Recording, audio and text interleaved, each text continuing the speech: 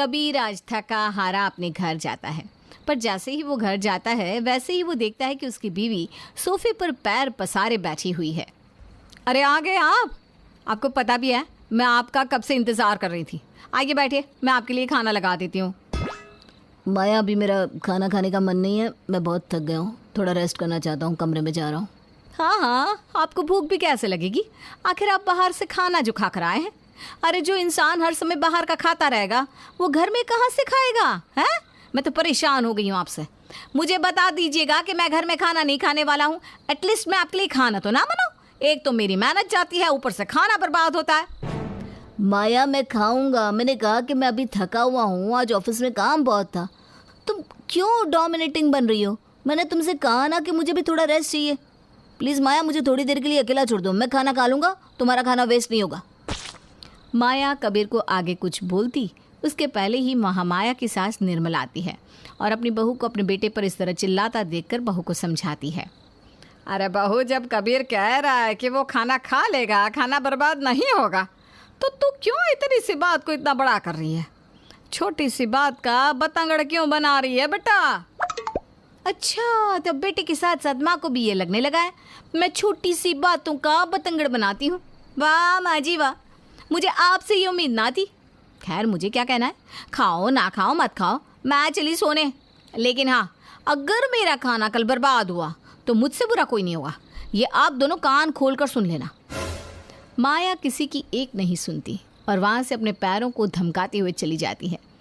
माया के ऐसे बिहेवियर ने कबीर को अंदर से तोड़ रखा था। एक तो वो अपने ऑफिस में परेशान रहता था और घर आकर अपने बीवी के रोज़ के कलेश से वो और भी ज़्यादा परेशान हो जाता। लेकिन वो करता भी क्या? आखिर वो अपनी पत्नी से प्यार इतना करता था कि उसे अपनी पत्नी का ये बर्ताव सहना पड़ रहा था।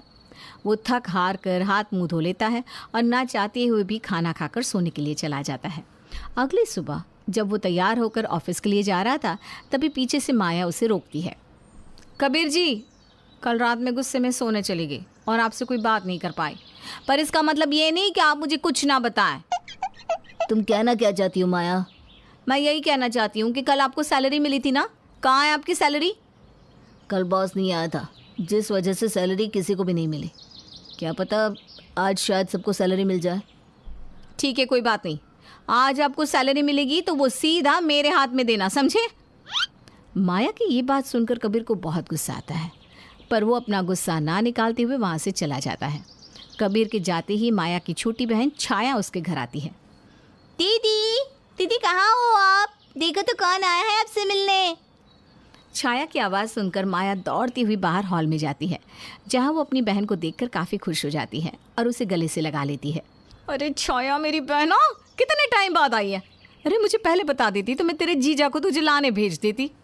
कोई बात नहीं दीदी, जीजू को वैसे भी ऑफिस जाना होता है ना, और मैं कोई छोटी बच्ची थोड़ी ना हूँ जो आपके घर ना आ सकूँ। अब मैं बड़ी हो चुकी हूँ। चल, इन सब बातों को छोड़ और ये बता कि तुझे यहाँ आने में कोई दिक्कत परेशानी तो नहीं हुई ना? नहीं दीदी, कोई परेशानी नहीं हुई। दोनों बहनें बात करते हुए माया के कमरे में चले जाते हैं। आज सारा दिन माया छाया के साथ रहती है और उससे ढेर सारी बातें करती है। शाम को जब कबीर घर आता है तो वो अपनी साली साहिबा को देखकर खुश हो जाता है। ये मैं क्या देख रहा हूँ? मेरे घर में कोई नया मेहमान आया है। अरे जीजू, आप कब आए? उनके आने का कोई समय फिक्स नहीं है छाया। जब मन होता है तब मुंह उठाकर आ जाते हैं और जब मन करता है मुंह उठाकर चले जाते हैं। खैर, आप दोनों यहाँ बैठकर बातें करो, मैं अभी खाना लगाती हूँ। अपनी बहन के मुंह से उसी के पति के लिए ऐसी बातें सुनकर छाया को ज़रा भी अच्छा नहीं लगता। माया के जाते ही छाया अपने जीजू से ढेर सारी बातें करने लगती है। कुछ देर बात करने के बाद माया उन दोनों को खाने के टेबल पर बुलाती है। दोनों जीजा साली बातें करते हुए टेबल पर बैठ जाते हैं और खाना खाने लगते हैं। खाते हुए वो दोनों आपस में बात ही कर रहे थे, तभी बीच में माया कबीर से कहती है, कबीर जी, आज तो आपको सैलरी मिलने वाली थी ना? हैं? मिली कि नहीं? हाँ माया, मुझे सैलरी मिल गई है।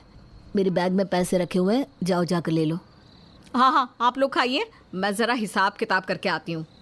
जहाँ कबीर और छाया निर्मला के सामने बैठकर बात कर रहे थे, वहीं माया अपने हाथ में पैसों की गड्डी लिए गुस्से में आती है और कबीर के खाने के पास उन पैसों को पटकते हुए कहती है, कबीर जी, क्या है ये? हैं? इतने कम पैसे? कहाँ गई पूरी सैलरी? मेरे ख्याल से तुम्हारी 2 दिनों की छुट्टी हुई थी और तुम्हारी सैलरी तो 4 दिन की कटी है, तो बाकी के 2 दिन कहाँ थे तुम? माया, ये तुम कैसी बात कर रही हो? मैं बाहर जाता हूँ, मेरे दोस्त यार है, 4 लोगों के बीच में मेरा उठना बैठना है, हो गए होंगे खर्च उसमें। हाँ तो एक काम कीजिए ना, ये जो बचे हुए पैसे हैं वो भी अपने दोस्तों पर खर्च कर डालो। दीदी, आप छोटी छोटी बात पर जीजू पर इस तरह क्यों भड़क रही हैं? और क्या गलत कहा उन्होंने? अगर हम 4 लोगों के बीच उठते बैठते हैं तो 4 लोगों का खाते हैं, तो एक दिन हमारा भी तो नंबर आता है ना खिलाने का। देख छाया, ये हम दोनों पति पत्नी के बीच का मामला है, इसलिए बीच में ना बोले तो ज़्यादा अच्छा है। और आज के बाद कहीं नहीं जाएंगे आप, बेफिजूल की खर्ची बंद। और रही दोस्त यार के बीच बैठने की, तो नहीं बैठेंगे आज से आप अपने दोस्त यारों के बीच। माया गुस्से में एक बार फिर अपने कमरे में चली जाती है, पर यह सब देखकर छाया को ज़रा भी अच्छा नहीं लगता। इसके बाद छाया अपने जीजू से इस बारे में बात करती है और कबीर भी छाया को सब कुछ बता देता है। कुछ देर बाद छाया, कबीर और निर्मला तीनों ही अपने अपने कमरे में चले जाते हैं। दूसरे दिन कबीर छाया के साथ शादी करके घर आ जाता है। कबीर और छाया को शादी के जोड़े में देखकर माया हैरान रह जाती है। ये मैं क्या देख रही हूँ कबीर? छाया, तुम दोनों इस तरह शादी के जोड़े में? हाँ, हम दोनों इस तरह शादी के जोड़े में। मैंने और छाया ने एक दूसरे से शादी कर ली है। ऐसा नहीं हो सकता, आप लोग मेरे साथ मजाक कर रहे हैं ना? नहीं दीदी, हम आपके साथ मजाक नहीं कर रहे हैं, बल्कि यही सच है, मैंने कबीर जी के साथ शादी कर ली है। अरे क्यों छाया, क्यों? तुझे जरा भी शर्म नहीं आई अपनी बहन के पति पर? छी छी छी छी, आज तो तुझे अपनी बहन बोलते हुए भी मुझे शर्म आ रही है। अरे डायन भी साथ घर छोड़कर अपना शिकार करती है, लेकिन तूने तो अपनी बहन का सुहाग उजाड़ दिया। अरे अपनी बहन की सौतन बन गई तू। खबरदार, जो तूने मेरी पत्नी के बारे में ऐसा कुछ बोला तो। उन लोगों के बीच में ये सारी बातें चल रही होती है, तभी वहाँ निर्मला आती है, जहाँ वो छाया को दुल्हन के जोड़े में देखकर खुशी से उसे गले लगा लेती है।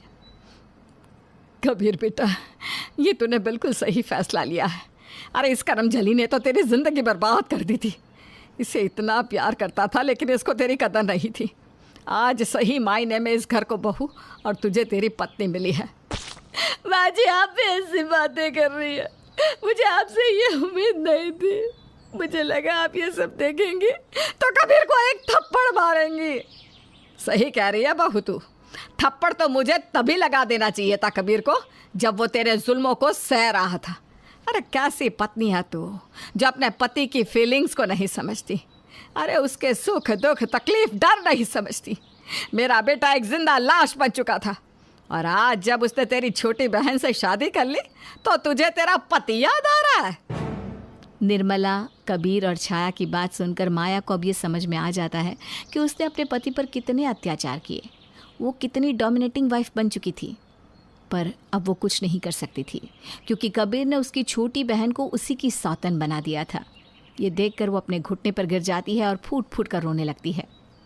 ये सब मेरी गलती है, मेरी गलती की वजह से आज मेरा पति मेरा नहीं रहा, मेरा ससुराल मेरा नहीं रहा, मेरी बहन मेरी नहीं रही। आज मैं अकेली पड़ गई। अब इस दुनिया में मेरे जीने का मकसद खत्म हो चुका है।